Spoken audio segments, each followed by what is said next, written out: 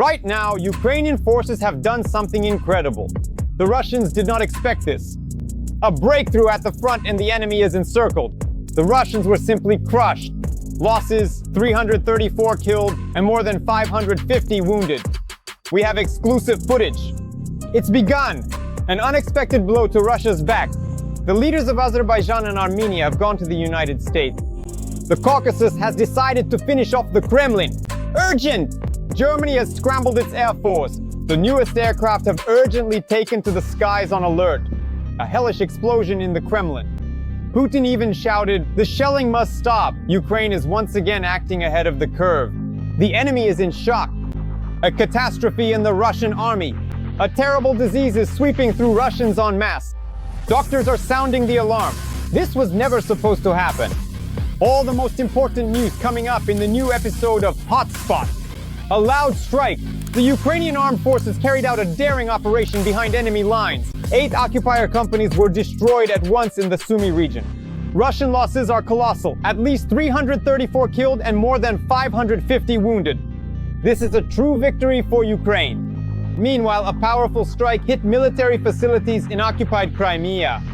The Security Service of Ukraine confirmed drones struck the Saki airfield. Numerous aircraft were destroyed.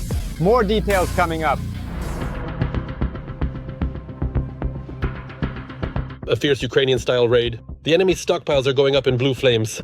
Drones from the main intelligence directorate visited the Saki military airfield in temporarily occupied Crimea. As a result of the strike on the airfield's territory, an aviation munitions depot was hit. A Su-30SM aircraft was completely destroyed and another one was damaged. 3 Su-24 aircraft were also hit. This caused the enemy multi-million-dollar losses. Unmanned systems forces also struck the fuel and refueling complex at Sochi Airport in Krasnodar Krai. A large fire broke out at the facility. It is known that Army aviation of the Russian occupiers was also stationed at the airfield. On the night of August 5th, drones attacked the Tatsinskaya railway station in the Rostov region. As a result of the strike, a fire broke out. The Russian Ministry of Defense reported that air defense systems allegedly destroyed and intercepted 24 Ukrainian UAVs. 13 drones were allegedly shot down over the Bryansk region, 7 over the Rostov region, and 2 each over the Kaluga and Smolensk regions. After the attack by Ukrainian drones, the Ryazan oil refinery lost more than half of its capacity. These are extremely serious losses, not only for the Ministry of Defense of the occupying country, but also accordingly for the civilian infrastructure of Moscow and the Moscow region.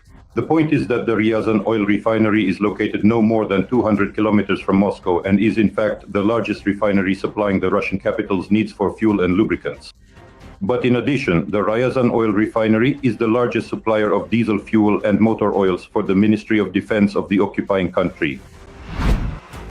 Ukrainian intelligence operatives also carried out enemy clearing operations on the ground. The GUR fighters destroyed more than 8 Russian companies in the Sumy region and secured their positions on the cleared territory. The occupiers' losses, at least 334 killed and more than 550 wounded. Experts are reporting a new threat from the Russians. Shahids can now carry 2 cassettes with anti-tank mines. However, there is no recorded data on their use yet. The occupying country has announced that it is abandoning its self-imposed restrictions on the deployment of intermediate and short-range missiles, which were declared after the collapse of the corresponding missile treaty with the United States. According to American data, as reported by the media, Russia already has missiles in service that fall into the intermediate and short-range category. This is the 9M729 missile of the Iskander system, which can also be equipped with a nuclear warhead. Although the declared range of the system is 500 kilometers, the United States believes that the 9M729 is capable of flying much farther. And when deployed in the Kaliningrad region, its strike radius covers Western European capitals. We're talking about the deployment of the United Kingdom's nuclear arsenal and the movement of its nuclear submarine fleet directly to the shores of the Russian Federation. Regarding self-restraint, let me remind you that in 2019, the United States accused the Russian Federation specifically of modernizing its strike capabilities. This was about intermediate range missiles. At Poland's request, Germany sent 5 Eurofighter jets to Poland, capable of both interception missions and striking ground targets. This happened 4 weeks before the start of the joint Russian-Belarusian military exercises, Zapad 2025, according to German media. Ukrainian armed forces drones have really gotten under Russia's skin. They penetrate deep into the rear and cause real havoc. The Kremlin tries not to show its failures. The footage speaks for itself. But it's not that simple. Could the request to stop launching drone swarms into Russia be a new enemy trap? More on this coming up. For Russians, the last month of summer didn't start with vacations and picnics, but with statements about a possible nuclear war. US President Donald Trump announced that American submarines armed with nuclear weapons have been deployed to combat positions. Mr. President, regarding Russia, can you say whether these nuclear submarines have already been deployed against Russia? I have already made a statement, and the answer is they are in the region. Yes, they are where they are supposed to be. For Moscow, which for many years threatened with the red button, it was a great humiliation to find itself in the position of being threatened. But instead of admitting that their special operation has reached a dead end, Russia is resorting to an old trick and summoning its loyal dog to Valam, Alexander Lukashenko. It is he who is tasked with voicing yet another supposedly peacekeeping idea, the so-called aerial ceasefire. Aerial ceasefire. I'm saying yes, Russia is interested in this, and President Putin as well. Well, you don't want this, do you? Tell Zelensky to agree to this so that there won't be these flying devices falling on people's heads. It's dangerous. This escalation. We need to put an end to this, and we need to do it carefully. And the reason for such a sudden change in tone is simple: Ukrainian drones. More precisely, their well-planned and precise strikes on Russian military targets. Because behind such attacks there is not chaos, but a system where targets are not chosen at random. The strikes are aimed at what hurts the occupiers most: logistics, communications, production, and airfields. And the latest strikes on the terrorist state are further proof of that. Just recently, Ukrainian UAVs attacked the Novokuibishevsk oil refinery, located almost 1,000 kilometers from the border. Then there was the airfield in Primorsko-Akhtarsk, from where Russia launches Shaheds, and the Elektropybor plant in Penza, which supplied the army with communications equipment and cryptographic protection. And once again, the myth of Russia's supposedly impenetrable air defense was debunked. What Lukashenko is saying indicates that Ukrainian drone strikes are actually very precise, effective, and painful for Russia, because Russia is ready to give up its own drone and missile attacks, these terrorist raids on Ukrainian cities, and declare an air truce just to stop these Ukrainian drone raids on Russian territory. It's telling that Putin did not voice this proposal himself. It's clear why. Yes, because for him it's too humiliating. After all, Putin keeps saying that everything is going according to plan. Russia is advancing, Russia is winning, and there are no problems. So, in order not to admit that things are actually not going according to plan, he assigned his vassal to voice the proposal for an aerial ceasefire. Unlike the Russian Federation, Ukraine acts according to a clear, well-thought-out logic. The goal is not random strikes, but a systematic testing of the enemy's defensive mechanisms for resilience. For example, the airfield in Primorsko-Akhtarsk has become a target more than once already. But even after a series of attacks, the Russian air defense system is still unable to cope. There is still not enough cover. The same goes for the strikes on the plant in Penza. This is not just about reaching that far. This is a demonstration of real technical capabilities. More than 700 kilometers deep into the country. And this is already the second such operation after the strike on the Stavropol radio plant. It is precisely these kinds of strikes that show the Ukrainian armed forces are hitting the most vulnerable spots.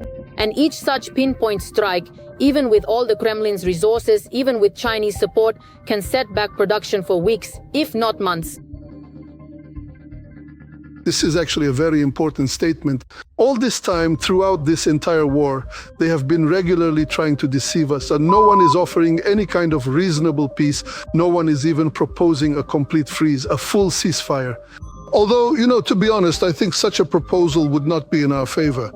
But even that is not being offered. Instead, they regularly try to force us to give up certain elements of the war. So Putin will be allowed to do whatever is convenient for him, while we won't be allowed to do what is inconvenient for Putin. These so-called energy ceasefires, now an airspace ceasefire, all these partial elements of a ceasefire, they are not steps toward peace, they are steps toward Russia's victory. That is precisely why the Kremlin is pushing the idea of an air silence. Not because Russia has repented, but because the aggressor country needs to buy time, including ahead of meetings with Western politicians, in order to appear capable of negotiations and to show Washington at least some kind of positive dynamic. Meanwhile, brutal fighting continues on the front line. The Caucasus is slipping out of Russia's control. Armenia and Azerbaijan are preparing to meet in the US on the very day Putin's ultimatum expires. It seems that Russia is simply being pushed out, and the White House does not hide it. The discussion will not be limited to Karabakh. A real rebellion. And another surprise. Putin's daughter has openly gone against her murderous father. You need to hear this. US President Trump has once again stated that nuclear submarines are already near Russia in response to threats from the drunkard Medvedev. I have already made a statement. There was a threat from Russia, and I considered it inappropriate. And the response is this: nuclear submarines are already in the region where they are supposed to be. Obviously, when they see a response that is many times greater in status and reaction, but still to send two nuclear submarines out of the 14 available, which are armed with nuclear missiles. But in this case, I think this is a serious step on the part of the United States, although there was no need to do this, since the Trident II missiles have a range of 12,000 kilometers, so they can be launched from anywhere. A few days later, Russia finally commented on Trump's statement. And here's a surprise. Those who have been shouting about missiles aimed at Washington for 4 years are now calling for caution with nuclear rhetoric. In this case, it's obvious that American submarines are already on combat duty. This is an ongoing process. That's the first point. But in general, of course, we really do not want to get drawn into this kind of extensive debate or comment on it in any way whatsoever. We are very careful and extremely cautious with any statements related to nuclear issues. You know that the Russian Federation consistently takes a responsible and principled position. President Putin's position is well known in Russia. He pays close attention to the issue of nuclear non-proliferation. And of course, we believe that everyone should be extremely careful with nuclear rhetoric. Perhaps the official Kremlin did not expect such a sharp reaction from Trump himself to Medvedev's statement. After all, it's a different level. And in this case, of course, they decided to slow down this escalation in the development of bilateral relations, especially ahead of Witkoff's visit to Moscow. Trump continues to put all kinds of pressure on Putin. This Friday, he will host Pashinyan and Aliyev at the White House. Armenia and Azerbaijan are preparing to announce their intentions to establish peace without any involvement from Russia. The first objective is, after all, to bring closer the prospect of winning the Nobel Peace Prize and to show that wherever Trump is, there is the achievement of peace. And of course, to emphasize the weakening of the Russian Federation itself. But I think there's also a certain signal being sent to the Kremlin here that there is a deadline regarding the Russia-Ukraine war. And it is precisely Putin's position today that prevents this issue from being resolved quickly on a compromise basis.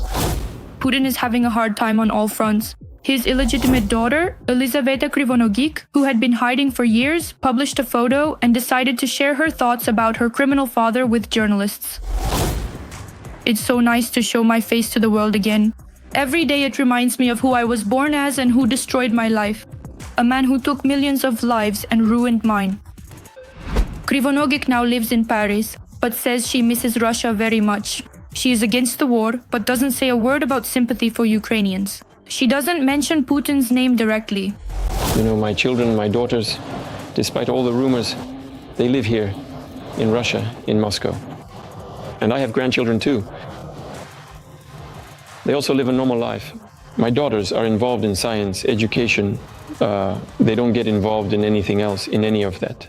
If I just say their age or name now, they will be immediately identified, and they won't be left alone. Meanwhile, Putin summoned the head of the so-called DPR occupation administration, Pushilin, and forced him to explain the lack of water in the region.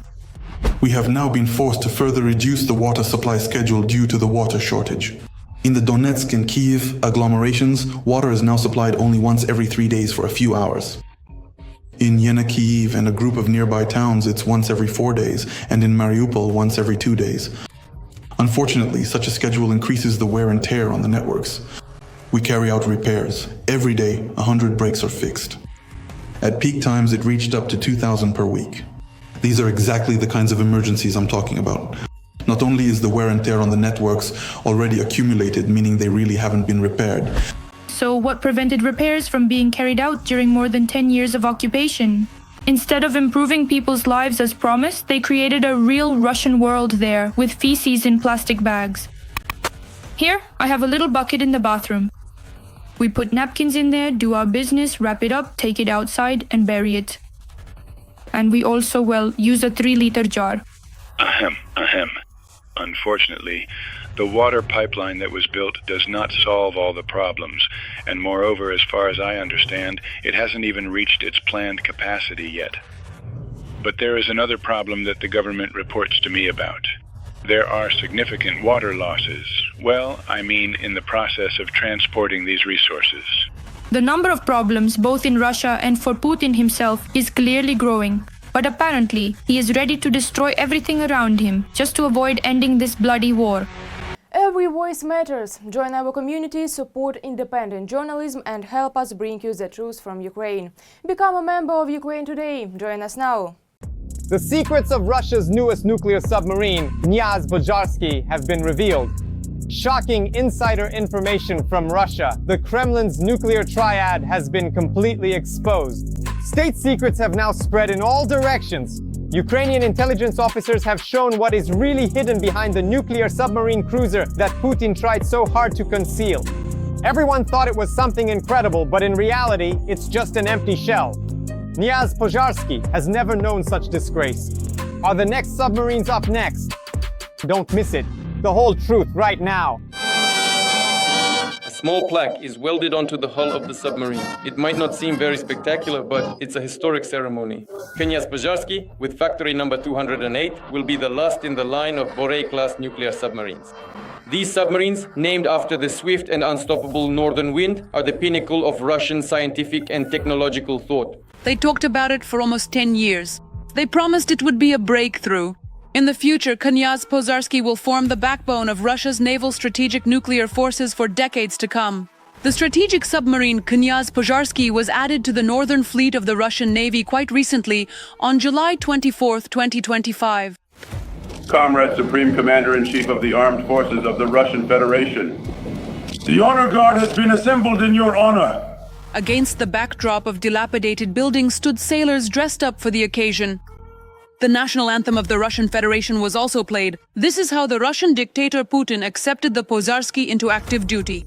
In Severodvinsk, one of Russia's truly leading and most significant shipbuilding centers, we are proudly raising the naval flag on the strategic nuclear submarine cruiser, which is officially named Knyaz Pozharsky. This momentous occasion marks a vital step forward for our naval capabilities. Russia's new nuclear submarine cruiser Knyaz Pozharsky has frightened the French to the point of nervous trembling. This is a real monster, there's no escape from it, wrote Russian media. Meanwhile, Ukrainian intelligence agents were observing the Kremlin's hysteria. After all, one of the key elements of the so-called Kremlin nuclear triad is no secret to them. Ready to raise the naval flag and proudly display our maritime colors. Permission to proceed? Permission granted. Raise the national flag!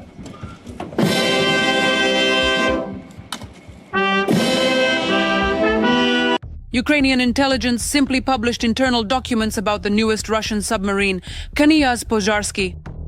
Intelligence obtained a full list of the submarine crew members by name, including information about their positions, qualifications, and physical fitness levels.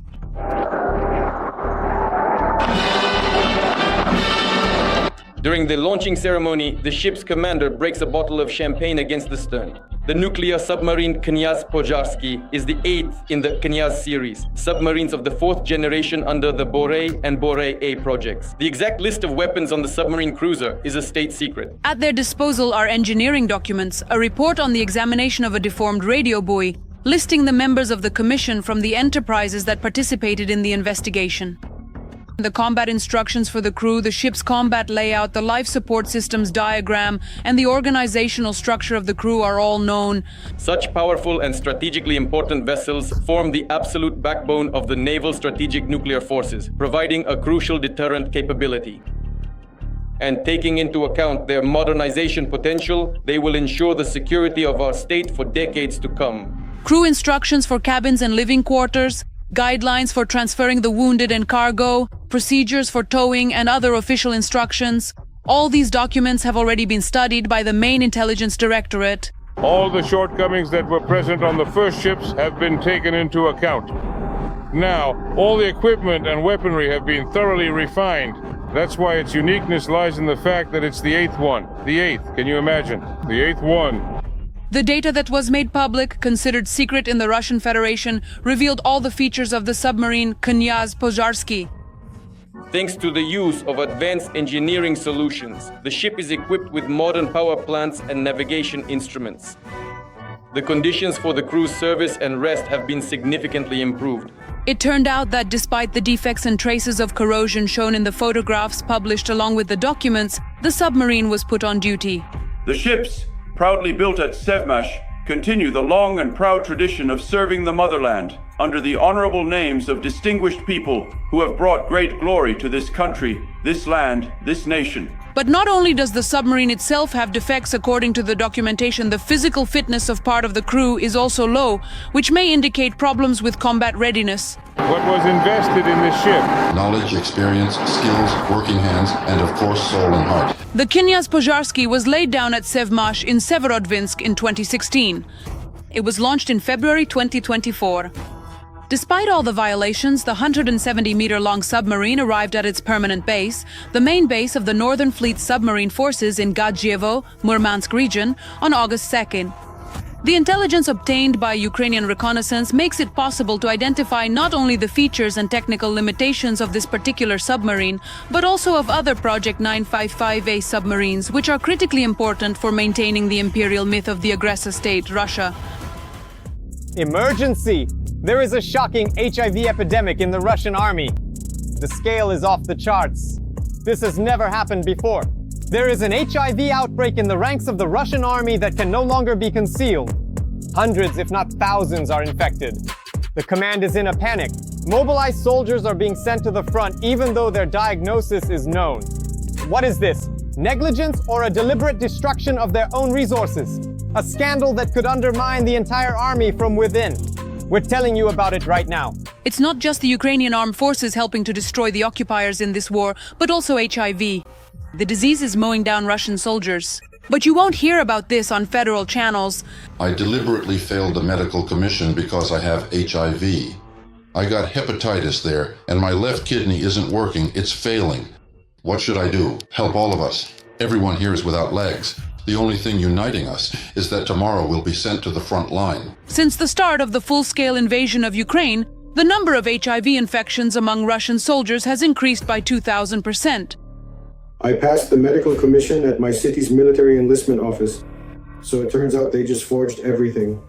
After that, in Nizhny Novgorod at the regional military enlistment office, I didn't go through a medical examination there. I just brought the documents. What caused the sharp increase? First, it's due to unprotected sexual contact among Russian soldiers and drug use.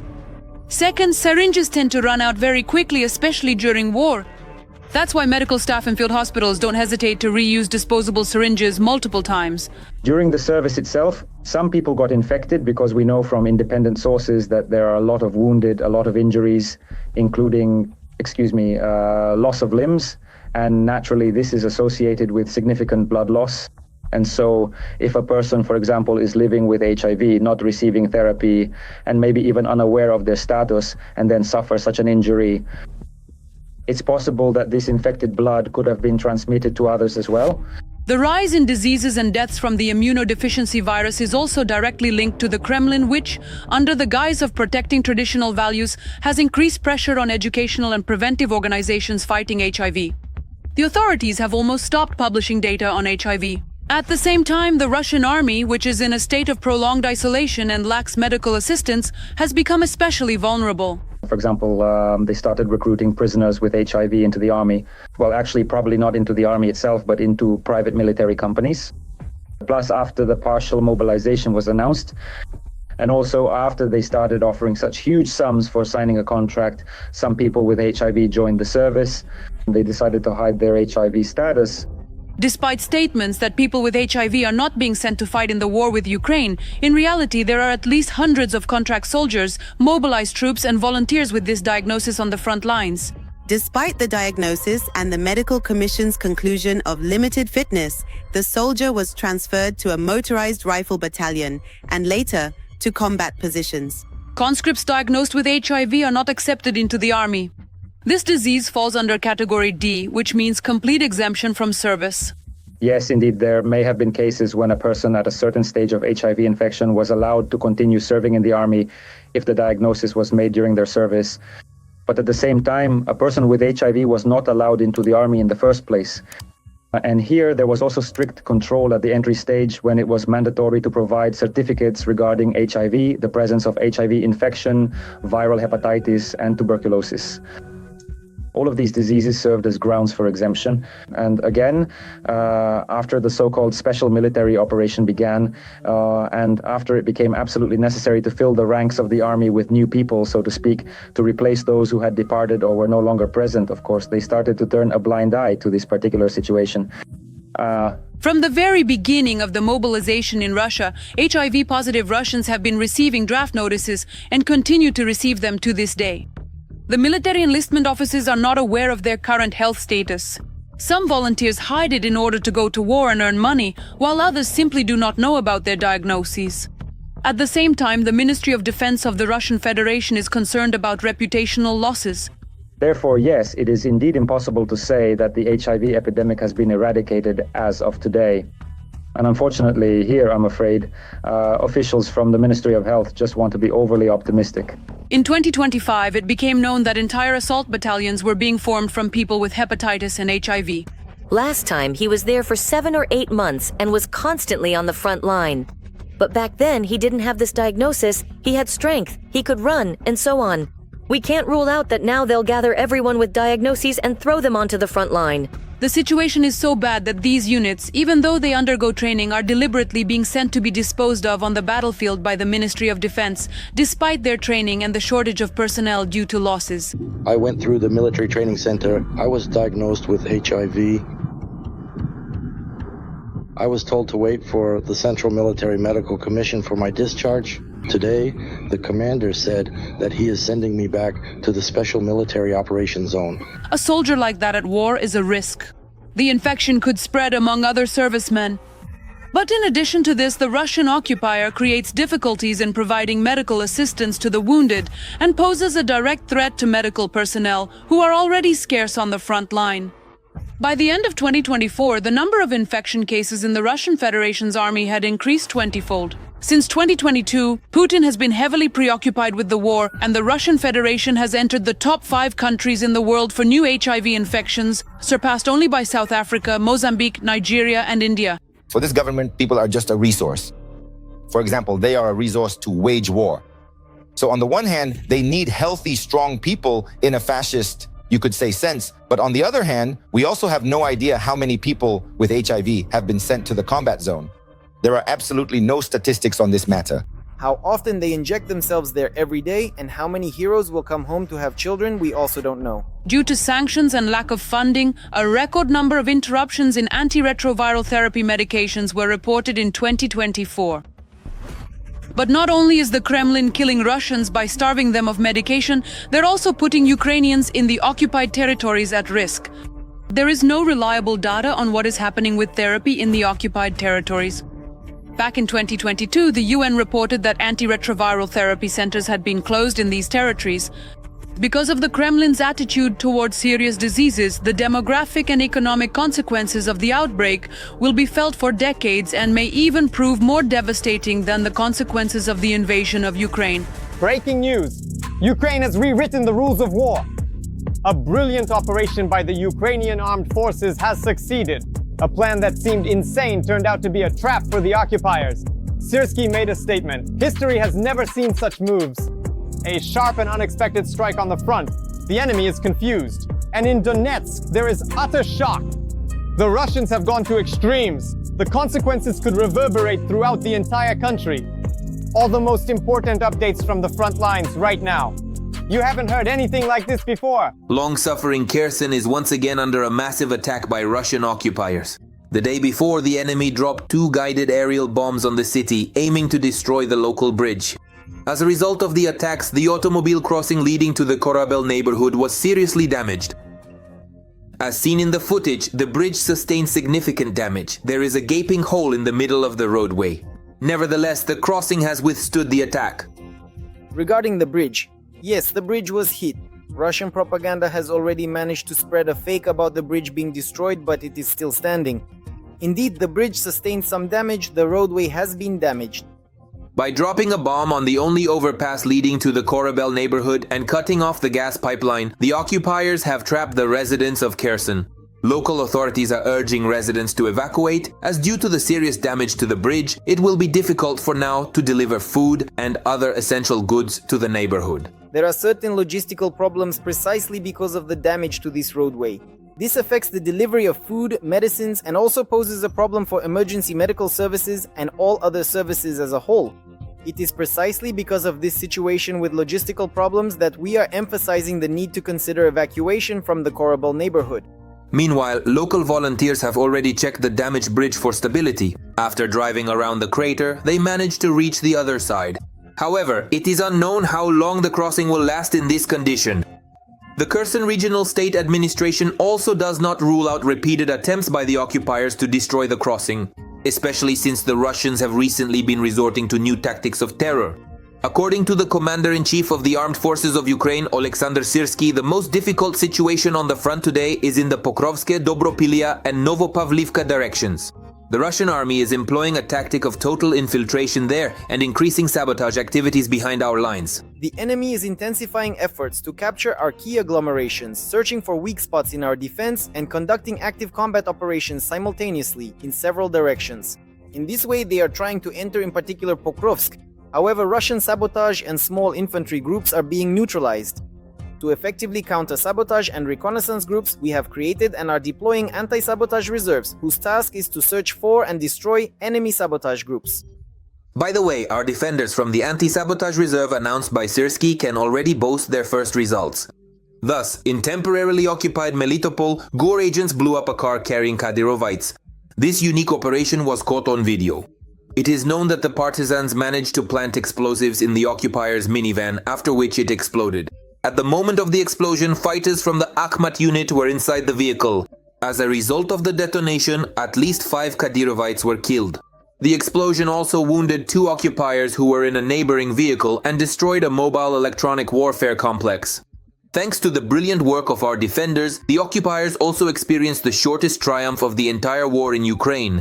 It took the fighters of the main intelligence directorate exactly 24 hours to drive the Russians out of the positions where they had hastily arranged a photo shoot with the tricolor. We are talking about the settlement of Zelenaya Rosha in the Donetsk region. There, after capturing the settlement, Russian fighters tried to reach the borders of the Dnipropetrovsk region and, in their excitement, hurried to report their success. However, 24 hours later, it was already the fighters of the main intelligence directorate of Ukraine taking photos in the same spot. Nevertheless, analysts at Deep State are forced to acknowledge that, despite everything, the pace of the occupiers' advance on the front has not slowed down. Thus, in July, they were at about the same level as in June. The Russian army managed to capture 564 square kilometers of our land. The analysts also broke down the data for all directions of the front, clearly showing what percentage of lost territory and what percentage of assault actions fall on each of them. According to the statistics, the Pokrovsk and Sumy directions are the least effective for the Russian army. After all, it is there that the enemy has to attack more frequently to achieve any success. Meanwhile, the Novopavlivka direction is the most problematic for the Ukrainian armed forces. There, the enemy achieves greater success with fewer losses. For the other sections of the front, the breakdown is almost 1-to-1. And there is yet another unpleasant piece of news from the front. The occupiers are doing everything they can to restore Donetsk airport in order to use it in the war against Ukraine. This is evidenced by recent satellite images. The fortifications that previously blocked the runway of what was once an international airport have already been covered over, indicating a likely preparation for its reuse.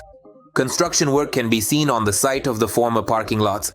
Analysts suggest that a fuel and technical base is being prepared there. In addition, there is preliminary information about individual launches of Russian attack drones from the territory of Donetsk airport. And finally, some extremely discouraging news for the occupiers and for Putin personally. Ukraine has likely blown up the Kremlin's main gas pipeline in the Volgograd region. This concerns a section of the Central Asia Center pipeline, the third longest in the world. Although it has not been directly stated that it was Ukrainian special services who carried out the explosion, all indications point to this. According to analysts, the operation was likely carried out thanks to GOR agents in Russia.